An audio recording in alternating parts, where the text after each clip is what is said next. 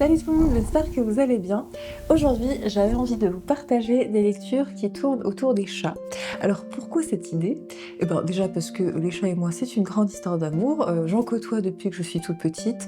Je pense que c'est un peu les animaux que je connais le mieux et surtout dont j'apprécie le plus la compagnie.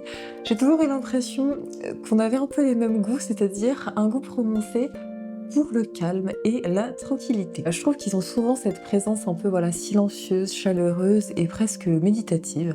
Souvent je me demande à quoi ils pensent d'ailleurs. Alors bien sûr, loin de moi l'idée de les essentialiser, les chats ne sont pas que ça et ils sont évidemment tous différents avec leur caractère propre et bien à eux. Mais en tout cas j'apprécie énormément les moments de calme que l'on partage et surtout le silence. Je trouve que le silence est toujours de qualité avec un chat et je trouve qu'ils sont de loin, de très loin même, les meilleurs partenaires de lecture. Je ne sais pas ce qu'il en est pour vous, mais moi je ne peux pas lire n'importe où, j'ai besoin de calme, n'est-ce pas Sirius? Et en plus voilà, quand on partage un moment de calme comme ça avec un chat qu'on apprécie, voilà, n'est-ce pas, le calme incarné, et ben on est sûr de passer un bon moment. Et puis les chats, ce sont aussi des figures qui sont quand même très présentes dans la littérature, que ce soit le chat du Cheshire de Lewis Carroll ou encore le chat noir d'Edgar Allan Poe. Je trouve qu'on les retrouve quand même assez souvent. Il y a aussi beaucoup d'auteurs et d'autrices qui parlent de leur amour pour leurs chats dans leurs œuvres. Donc pour toutes ces raisons, j'ai décidé de vous présenter 5 livres avec des chats dedans. Alors ils sont assez différents et si vous en avez d'autres à recommander, parce qu'il y en a tellement, hein, surtout faites-le en commentaire, ne vous privez pas. Et on va commencer par 2 livres qui sont en fait une suite et dont les chats sont ici des personnages. Il s'agit des Mémoires d'un chat de Hiro Arikawa aux éditions Babel. Alors on y suit les aventures de Nana, un chat errant accueilli par Satoru, donc un jeune homme qui le retrouve blessé sur le parking près de chez lui. Ils vivent heureux tous les deux quand Satoru, pour une raison que je ne vous dévoilerai pas, se voit dans l'obligation de devoir confier Nana à quelqu'un d'autre, même s'il n'en a évidemment aucunement envie. Il va donc rendre visite à différentes personnes, amis ou proches, pour trouver à qui confier Nana. Et c'est l'occasion de découvrir plus en profondeur le passé de Satoru et surtout le Japon que l'on va traverser pendant ce voyage. J'ai beaucoup aimé cette lecture, j'ai trouvé très douce et agréable. En fait, on vit l'histoire du point de vue de Nana, le chat, qui est en fait le narrateur la plupart du temps et qui ne manque pas d'humour, hein, ce qui rend la lecture très légère.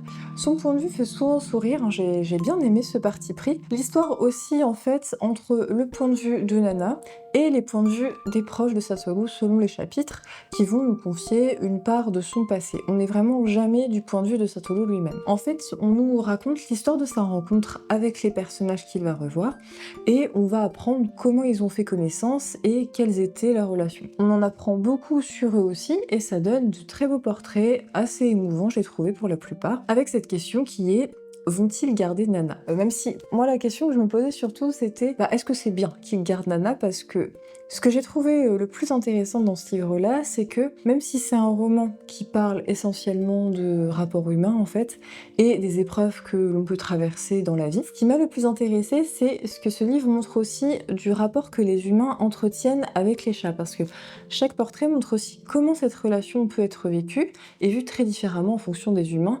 Et ça en dit beaucoup sur la façon dont on perçoit et on considère ces animaux-là. Ce que j'ai trouvé très intéressant aussi, c'est qu'à travers ces différents portraits de personnages, l'auteur dépeint surtout la société japonaise et ses mœurs. C'est un livre que j'ai trouvé émouvant, il est léger et drôle par moments et il y a beaucoup d'émotions qui sont quand même assez poignantes. On sent vraiment l'amitié et le lien fort qu'il y a entre Nana et Satoru. Je l'ai vraiment trouvé touchant ce personnage. Je trouve que c'est une lecture qui fait du bien, qui est bien écrite, ça se lit tout seul et ça peut être une bonne lecture de vacances, je pense, à faire. Alors comme j'avais bien aimé, je me suis lancée donc dans la suite qui s'appelle Au revoir les chats et là j'ai été plutôt assez déçue. Alors le fonctionnement est assez différent. Il y a plusieurs histoires, donc dans la première on se raccroche toujours à l'histoire de Satoru, mais cette fois du point de vue de Hachi, son premier chat. Alors on sait d'avance comment ça va se terminer parce que c'est déjà expliqué dans le premier tome, mais là on le voit de son point de vue. Alors franchement pourquoi pas, mais j'ai pas trouvé ça si utile finalement, à part peut-être pour creuser davantage le personnage de Satoru et son passé, ou pour servir d'introduction aux autres histoires. Mais comme j'étais plutôt attachée à la relation entre Nana et Satoru, j'avais surtout envie de les retrouver tous les deux. Donc voilà, peut-être que ça a joué aussi. Ensuite, chaque chapitre correspond à une histoire indépendante qui implique forcément un chat et son incidence dans la vie des humains avec qui il vit. Alors là encore, pourquoi pas, je trouve que l'idée est bonne, mais malheureusement, j'ai pas été non plus transcendée par les histoires. Là où je m'étais vraiment attachée à Satoru et à son lien avec Nana, là, aucun personnage n'a vraiment retenu mon attention. Pourtant, c'est écrit de la même manière, hein, c'est facile à lire, mais j'en suis arrivée à lire certaines histoires en diagonale, ce que je fais pratiquement jamais. J'ai trouvé ça trop simpliste et surtout beaucoup moins émouvant. Certaines m'ont même un peu ennuyée, hein. Il y avait une des histoires notamment avec un personnage masculin qui était quand même dur à supporter, mais bref, franchement, je trouve que voilà, c'est pas du tout comparable au premier tome qui avait été voilà, une très agréable lecture et c'était vraiment touchant. Peut-être que j'ai moins aimé aussi parce que dans le premier, on se concentre uniquement sur le personnage principal et Nana, et que même s'il y a des portraits d'autres personnages, ces portraits se rattachent à la trame principale et nous permettent d'en découvrir plus sur Satoru. Et donc, c'est plus touchant. En tout cas, moi j'ai trouvé. Je ne sais pas. En tout cas, je ne vous recommanderais pas forcément celui-là. Après, si vous aimez ce type de lecture, hein, peut-être que ça vous plaira quand même, hein. C'est pour ça que je vous en parle aussi. Maintenant, on va passer à mon préféré. J'ai adoré ce livre et je vous le recommande très très chaudement. Je ne peux pas vous parler de livres sur les chats sans vous parler de celui-là. Il s'agit des Chats de hasard de Annie Dupéré, édité par Point. Alors ma grand-mère me l'avait offert après une dédicace de l'autrice parce que dans la famille on aime beaucoup les chats. Annie Dupéré, pour ceux qui ne la connaîtraient pas, c'est une actrice de cinéma mais elle joue aussi beaucoup au théâtre et elle écrit donc. De quoi elle parle dans ce livre? C'est un roman autobiographique dans lequel elle raconte, comme son titre l'indique, sa rencontre avec des chats qui vont avoir un impact très fort sur sa vie. Alors elle aborde son histoire personnelle qui est très douloureuse. Donc, pour ceux qui ne le savent pas, elle a perdu ses parents très jeunes dans un accident domestique où ils ont été intoxiqués au monoxyde de carbone et donc elle se retrouve orpheline à l'âge de 8 ans et demi et elle raconte comment ce traumatisme a effacé totalement les souvenirs de son enfance, de sa mémoire et comment elle a été très longtemps incapable de faire son deuil et évidemment comment tout ça a un impact sur sa vie et sur sa relation aux autres. Et ce qui est passionnant, c'est cet entremêlement entre ce récit qui parle du deuil et sa façon de parler des chats qui ont eu un rôle majeur dans sa vie et qui vont l'aider à surmonter ses blocages et ses épreuves. Cette lecture m'a énormément marquée. J'avais tellement aimé ce livre que j'en avais gardé plein d'images, des images vraiment très fortes. Pendant plusieurs années, certaines me revenaient en mémoire aussi par moments. Et en le relisant maintenant, plus de 10 ans après, je me suis rendu compte que je me souvenais de pratiquement tout, tellement il m'avait marqué. C'est un peu toi finalement sur la couverture, non? Oui. Alors, pourquoi est-ce que ça m'a autant plu? Déjà, grâce à la douceur et à l'honnêteté d'Annie Dupéré. Il y a vraiment une très grande douceur dans son écriture et dans la manière dont elle voit le monde. Elle parle extrêmement bien et avec une vraie profondeur des chats et du lien si particulier et si fort qu'on peut avoir avec eux, de l'impact qu'ils ont sur nous, sur notre caractère, sur nos vies. On sent vraiment l'amour profond qu'elle a pour ceux qui ont partagé sa vie. Je crois que je me suis surtout beaucoup identifiée à elle dans sa façon de percevoir les relations humaines, mais aussi dans sa façon évidemment de décrire ses relations avec les chats. Alors je vais vous lire un passage pour que ça vous donne une petite idée sur sa façon d'écrire aussi. Je pense que ceux qui ont des chats se reconnaîtront. À un moment, elle parle des gens qui aiment les chats et elle les décrit comme ça. Les gens qui aiment les chats évitent les rapports de force. Ils répugnent à donner des ordres et craignent ceux qui élèvent la voix, qui osent faire des scandales. Ils rêvent d'un monde tranquille et doux où tous vivraient harmonieusement ensemble. Ils voudraient être ceux qu'ils sont sans que personne ne leur reproche rien. Les gens qui aiment les chats sont habiles à fuir les conflits et se défendent fort mal quand on les agresse. Ils préfèrent se taire, quitte à paraître lâches. Ils ont tendance au repli sur soi, à la dévotion. Ils sont fidèles à des rêves d'enfants qui n'osent dire à personne. Ils n'ont pas du tout peur du silence. Ils ne s'arrangent pas trop mal avec le temps qui passe. Leur songe intérieur estompe les repères, arrondit les angles des années. Les gens qui aiment les chats adorent cette indépendance qu'ils ont, car cela garantit leur propre liberté. Ils ne supportent pas les entraves ni pour eux-mêmes ni pour les autres. Ils ont cet orgueil de vouloir être choisis chaque jour par ceux qui les aiment et qui pourraient partir librement, sans porte fermée, sans laisse, sans marchandage. Et rêvent bien sûr que l'amour aille de soi, sans effort, et qu'on ne les quitte jamais. Ils ne veulent pas obtenir les choses par force et voudraient que tout soit donné. Les gens qui aiment les chats avec infiniment de respect et de tendresse auraient envie d'être aimés de la même manière, qu'on les trouve beaux et doux toujours, qu'on les caresse souvent, qu'on les prenne tels qu'ils sont, avec leur paresse, leur égoïsme, et que leur seule présence soit un cadeau. Dans le doute de pouvoir obtenir pour eux-mêmes un tel amour, ils le donnent aux chats. Ainsi cela existe, ça console. Bon alors ça continue évidemment, mais je trouvais ça très beau. Alors bon, on va pas dire, tel le développement personnel que tous les gens qui aiment les chats sont comme ça, mais je trouve qu'elle a une très belle façon d'écrire comme ça, très belle façon d'en parler. Elle écrit aussi très bien, je trouve, la profondeur, qui semble émaner d'eux, mais sans tomber dans le piège de les mystifier. C'est ça que j'ai aimé aussi, c'est qu'elle ne les mystifie pas. Non, les autres animaux ne sont pas des êtres mystérieux, impossibles à comprendre. Et ça, j'avoue que ça fait plaisir aussi parce que les mystifier, c'est souvent une manière de pouvoir justifier des comportements injustifiables que l'on a à leur égard. Par exemple, tout à l'heure, je parlais de la qualité du silence partagé avec un chat, et je trouve qu'elle a écrit un très beau passage là-dessus. Alors, elle écrit: Je ne connais rien de comparable au silence pensif des chats. Il emplit l'atmosphère d'une qualité très particulière. Pour peu que l'on veuille bien s'arrêter un moment pour être à l'unisson avec lui, ce silence devient contagieux. On le voit, lui, le chat, éveillé et ailleurs, son beau regard fixé devant lui. On s'assoit là, la main posée sur son dos. Le temps soudain suspendu, on se prend, l'œil perdu dans le vague, à laisser errer son esprit doucement. Puis tout à coup, un blanc. Une bulle de néant vous a saisi et vous ne savez plus combien de minutes vous êtes resté là et où vos pensées sont allées divaguer sans contrôle. Puis on revient à la réalité, celle du temps compté, de l'ordre, du raisonnement. On s'éveille comme d'un petit voyage. Où était-on? On ne saura pas dans quelle part de soi informulée, inconnue, le rêve du chat nous a entraînés. Voilà, moi je ne sais pas ce que vous en pensez, mais je me reconnais beaucoup dans ce passage, c'est un peu l'histoire de ma vie. Alors dans ce livre, elle parle aussi du deuil, comme je le disais, qui est une chose que malheureusement nous sommes tous amenés à traverser un jour, et elle en parle très bien. Elle a vraiment une écriture qui est très belle, touchante de sincérité. Et en ce qui concerne le deuil, ce que j'ai apprécié, c'est qu'elle parle des pertes humaines, mais elle parle aussi de la perte d'un animal. Et j'ai vraiment beaucoup aimé ce passage. Alors, il est déchirant, hein, d'autant plus quand on l'a déjà vécu, mais j'ai trouvé, voilà, qu'elle en parlait avec une grande justesse. Elle évoque la relation précieuse, unique et surtout très intime que l'on a avec son animal, parce que ils nous connaissent comme personne, quoi. Avec eux, on ne triche pas, on est nous-mêmes, ils nous acceptent exactement comme on est. On se comprend même en silence, et ils sont toujours avec nous, et en particulier dans des moments qui sont très intimes de notre vie. Donc, perdre un animal avec qui on a un tel lien, c'est une épreuve qui est particulièrement difficile et qui n'est pas comprise toujours par tout le monde.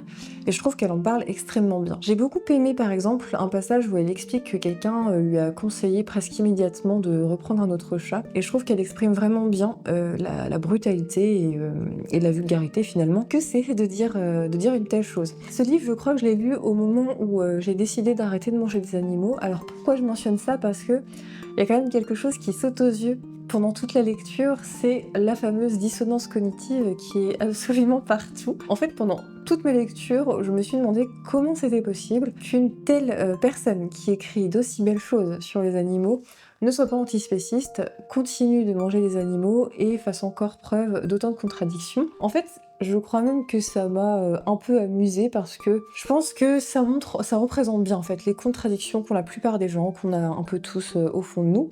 Alors je m'explique. Les premières pages du livre sont presque totalement antispécistes. Elle y raconte son rapport aux animaux, elle les considère, elle parle de relations d'égal à égal, simple.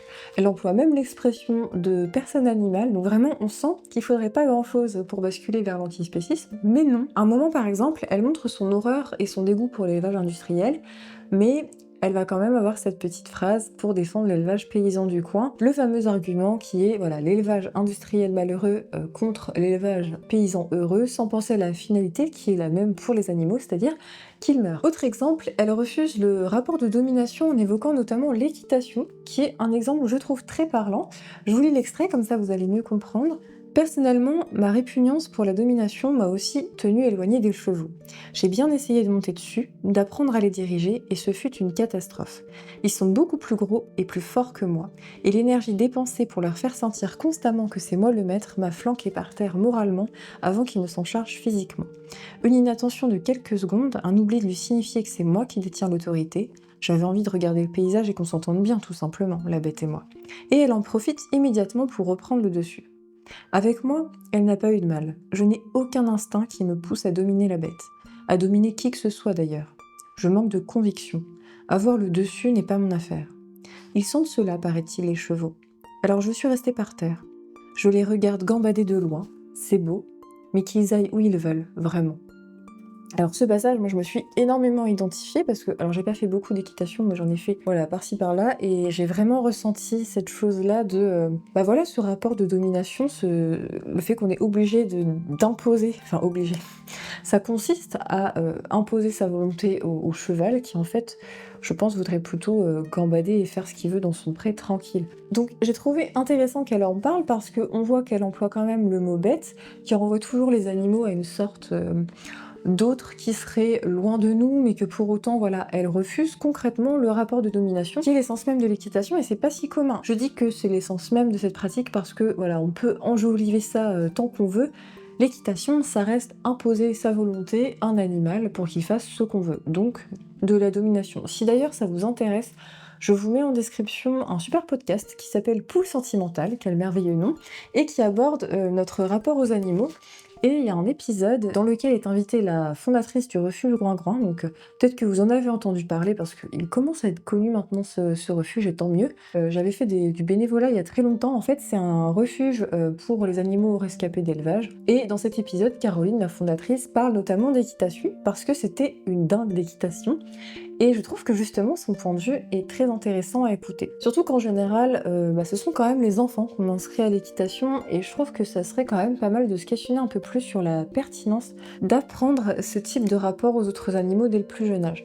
Donc si ça vous intéresse, allez-y, les autres épisodes sont très cool aussi, vraiment c'est un super podcast à découvrir si vous ne connaissez pas. Bref, pour en revenir au livre, il y a beaucoup d'incohérences comme ça qui reflètent une forte dissonance cognitive entre la manière dont on considère les animaux et notre façon de les traiter, entre autres. Pour ceux que ça intéresse, je vous renvoie à ma précédente vidéo, que je vous mets juste là, dans laquelle je parle plus longuement de tout ça, voilà, de ce que c'est la dissonance cognitive, et du livre Nostek, évidemment, que je vous conseille absolument de lire. Malgré ça, je vous recommande vraiment très chaudement cette lecture. J'ai vraiment aimé La Plume d'Annie Dupéré. Elle a une écriture vraiment très sincère et douce. C'est un très beau livre, très humain, qui, j'en suis sûre, saura vous émouvoir, que vous aimiez les chats ou non d'ailleurs, et qui vaut, je pense, le coup vraiment d'être lu. Je remercie encore ma grand-mère, même si elle n'est plus là, pour ce beau cadeau que je suis sûre de relire encore dans quelques années. Ça, voilà, je pense que c'est sûr, je le relirai encore. Avant de passer au dernier livre, qui est sans doute le plus connu, je voulais vous présenter rapidement Le chat qui venait du ciel, écrit par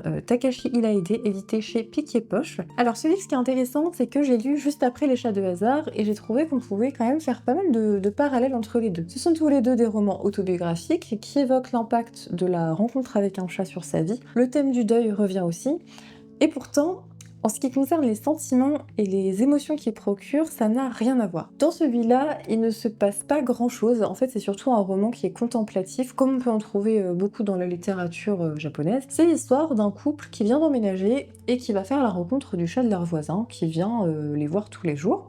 On va assister à la naissance d'un lien entre eux, et on va voir l'impact surtout que ce lien a sur le couple et sur leur vie.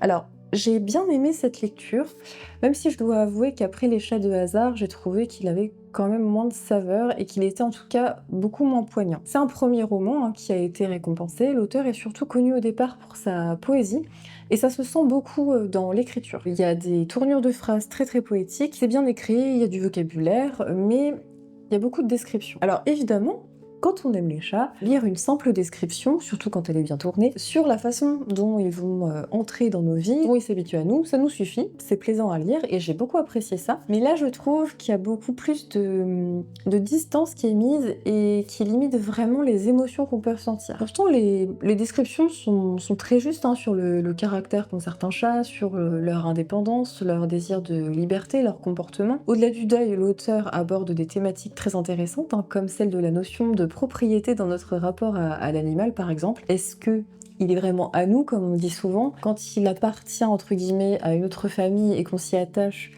quel est ce lien, en fait, que l'on a avec l'animal? Ça, c'est quelque chose que j'ai trouvé intéressant parce que c'est pas souvent traité, j'ai l'impression. En tout cas, je l'ai pas retrouvé ailleurs. Mais la façon dont tout ça est écrit et abordé fait qu'il y a toujours cette distance avec ce qui se joue vraiment. Je trouve qu'on va pas assez au fond des choses. Dans Les Chats de hasard, il y a des passages qui m'ont marqué, qui m'ont bouleversé, qui font réfléchir, qui nous évoquent beaucoup d'images, des souvenirs. On peut mettre en parallèle beaucoup de choses avec notre propre vie. Que ce soit le rapport aux autres, au deuil, aux autres animaux, j'ai trouvé ça vraiment plus profond, plus fort. Elle a vraiment une façon d'en parler qui permet tout de suite l'identification. Et même si elle n'y raconte que sa vie, je trouve qu'il s'y passe plus de choses que dans ce roman-là, qui est pourtant écrit comme une vraie histoire. Alors évidemment, Annie Dupéré, dans son livre, mêle aussi ses pensées, ses réflexions qui sont intéressantes et qui peuvent évidemment faire écho aux nôtres, donc je pense évidemment que ça joue, mais j'ai trouvé qu'il y avait plus d'émotion et de proximité avec le lecteur dans l'écriture, contrairement à ici. Après, ça reste un roman contemplatif qui est bien écrit, qui reste touchant par moments et qui peut être plaisant à lire, hein. Je pense que ça pourrait vraiment plaire à certains, mais voilà, je voulais quand même vous en parler brièvement, même si à choisir, je vous recommande évidemment Les Chats de hasard, mais ça je pense que vous l'avez compris. Et maintenant, on va terminer avec un livre de Colette, et oui, je suis quand même un petit peu obligée de vous parler de celui-là. Il s'agit de La Chatte, donc écrit par Colette aux éditions Livre de Poche. Alors je l'ai pas là, il est chez mes parents. Je n'ai pas encore lu beaucoup de ses textes. Pour le moment, en plus de celui-là, j'ai commencé par les Claudine, donc avec Claudine à l'école, et j'ai beaucoup aimé son style, la façon dont elle dépeint les paysages, l'ambiance. Je trouve qu'on est vraiment dedans. On a immédiatement des images qui nous viennent. Alors, La Chatte, c'est un roman feuilleton qui a été publié au départ dans le journal Marianne en 1933, avant d'être publié ensuite chez Grasset. Alors, c'est un drame, ou plutôt une tragédie, dans laquelle on suit l'histoire d'un jeune couple bourgeois, Alain et Camille, qui sont sur le point de se marier et qui s'installent ensemble dans un appartement à Paris. Le problème, c'est qu'on sent que leur mariage ressemble fortement à un mariage de convenance. En tout cas, voilà, c'est mon avis, parce qu'ils s'aiment, mais pas totalement comme ils sont vraiment. Dès le début, on sent que Camille déplaît à Alain par plein de petits aspects, et à l'opposé, celle qui a grâce à ses yeux, c'est sa chatte très élégante, avec qui il communique, qu'il comprend comme personne. Ils s'adorent, ils ont un vrai lien profond, et ils se comprennent sans se parler. Bref, on sent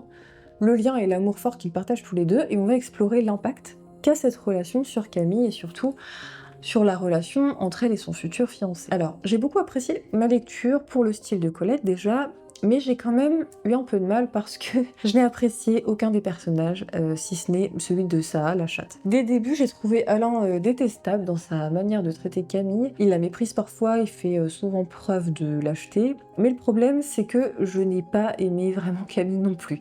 Au départ, j'avais de la peine pour elle, mais ça n'a pas duré longtemps, donc déjà parce que son comportement avec la chatte, c'est pas possible, mais pas que. En fait, c'est un triangle amoureux. Camille n'aime qu'Alain, ça, la chatte n'aime que lui aussi, et Alain, lui, voilà, il est entre les deux. Le truc, c'est qu'Alain ne se comporte pas du tout de la même manière avec les deux. Son amour pour ça ne fait aucun doute, hein, ils sont très fusionnels, il se comporte même avec elle finalement comme il devrait se comporter avec sa fiancée, parce que voilà, il lui donne des petits noms, il lui promet même l'exclusivité en lui disant qu'il n'aura jamais d'autres chats dans sa vie. Il emploie le mot nous aussi, ce qu'il fait absolument pas avec Camille, et on sent une complicité vraiment très forte entre eux. Et quand il pense à son mariage avec Camille, il pense surtout au fait qu'il va devoir laisser ça derrière lui, parce qu'en fait, elle vit dans la maison familiale. En revanche, la façon dont Alain perçoit Camille est très différente et surtout beaucoup plus dure. Il est moins tolérant, il la juge, il méprise certains de ses comportements parfois. Elle est soit trop impudique ou trop exubérante pour lui, et il la compare à ça, qui elle est plus silencieuse évidemment. Alors moi je n'ai pas senti un vrai amour de sa part pour Camille, c'est pour ça que pour moi c'est plutôt un mariage de convenance, en tout cas de son côté. Il est assez froid dans sa façon de la considérer. Malgré ça, Alain et Camille sont donc sur le point de se marier. Ils vont brièvement au départ dans la maison familiale, le temps que les travaux d'aménagement de leur appartement soient terminés. Et Alain, il retrouve donc sa chatte qui doit normalement rester dans cette maison, mais il va finalement décider de l'emmener avec lui dans leur appartement. Et c'est là où tout commence à se compliquer, puisque la présence de ça ne va faire que révéler en fait les problèmes du couple. Leur relation se détériore, il y a une accumulation de non-dits, et on pourrait penser que le fait que Camille, contrairement à ça, parle, a un langage parlé, ça pourrait tout résoudre, mais en fait c'est tout le contraire. Ils ne parviennent absolument pas à résoudre leurs conflits, et surtout à communiquer, alors qu'avec ça, Alain n'emploie pas de langage parlé, mais ils se comprennent parfaitement, presque comme s'ils avaient un lien télépathique. Et donc dans ce climat, évidemment, Camille va développer de la jalousie pour ça, et voilà, on se demande jusqu'où tout ça va nous mener, et est-ce qu'ils vont réussir à s'en sortir tous les trois et à trouver un équilibre. J'ai trouvé cette lecture intéressante, j'ai bien aimé les passages qui se déroulent dans la maison familiale, je trouve que Colette arrive toujours à bien rendre le monde de l'enfance. Parce que finalement, c'est un peu à ça que renvoie le personnage de ça. C'est vraiment la chatte qu'on connaît depuis longtemps, depuis toujours, qui vit dans un endroit qui nous est intime, familier, dans lequel on a envie de retourner, un peu comme un refuge. En tout cas, c'est un peu comme ça que je le vois. J'ai apprécié aussi comment elle montre l'amour indéfectible que certains animaux peuvent avoir pour nous, hein. Si vous avez un chat par exemple, et que vous avez une relation particulière avec lui, un vrai attachement, voilà, le sien durera probablement toujours, à part si vous changez brusquement de comportement avec lui, mais sinon, il vous aimerait toute sa vie. Je trouve qu'elle montre très bien ce lien-là, qui est très particulier. Mais ce qui m'a rendu la lecture difficile, c'est vraiment les personnages, et surtout celui d'Alain. Parce que Colette explore ici surtout le thème de la souffrance amoureuse, mais finalement, c'est surtout les personnages féminins qui souffrent. Camille souffre affreusement de cette relation fusionnelle dont elle est totalement exclue, et ça souffre de la séparation avec Alain. Je trouve que finalement, voilà, la situation est tout de même moins difficile pour lui. Je vous recommande tout de même ce livre parce que il se lit très facilement, ça peut être un bon moyen de découvrir la plume de Colette avec une histoire qui est simple, d'autant plus si vous aimez les tragédies, moi vous savez que j'adore ça, même si je pense que les Claudines sont peut-être la meilleure des portes d'entrée, c'est peut-être plus facile à lire pour appréhender son écriture, mais voilà ce que je voulais vous présenter aujourd'hui. C'était vraiment dur de choisir parce que les chats dans la littérature sont très présents. Si jamais vous avez lu certains livres, je serais très curieuse de savoir ce que vous en avez pensé. Et surtout, si vous avez d'autres recommandations, partagez-les en commentaire. Et puis nous, on se dit à très bientôt pour une prochaine vidéo. Salut!